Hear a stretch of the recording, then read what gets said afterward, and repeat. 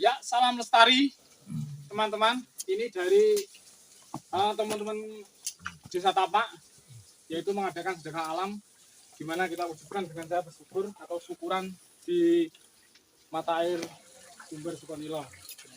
Di mana teman-teman ini ada dari Babinsa Desa Tapak, Mas Purwiyanto. Purwiyanto, dan ini teman-teman Karang Taruna Sukawidi dan perwakilan dari kecamatan. Ya, panean buat satu das-das. Nah, camat itu munggah ini.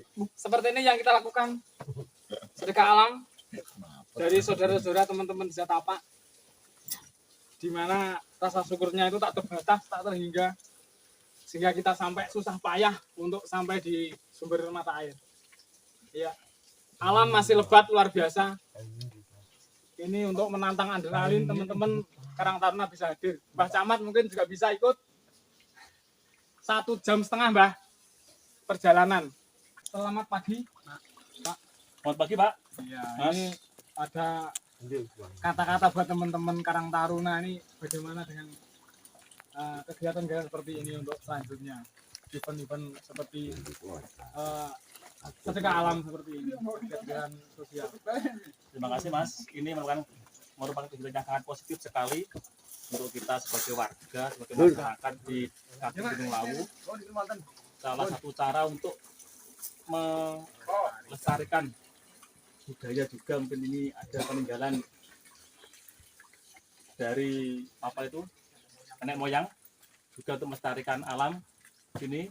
Dan dari kerja bakti di sini kan banyak pohon-pohon tumbang, biar lebih terjaga untuk kejernihan sumber airnya. Ini dari teman-teman, ya, teman-teman Desa Tapak, Sukawidi, Karang Taruna, dan Karang Taruna Kecamatan, di mana kita melakukan pelestarian, yaitu salah satunya budaya dan pelestarian lingkungan.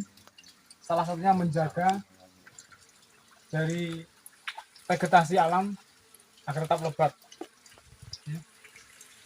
Teman-teman sebagai generasi muda harus selalu siap, harus merasa terpanggil untuk menjaga vegetasi alam agar tetap lestari.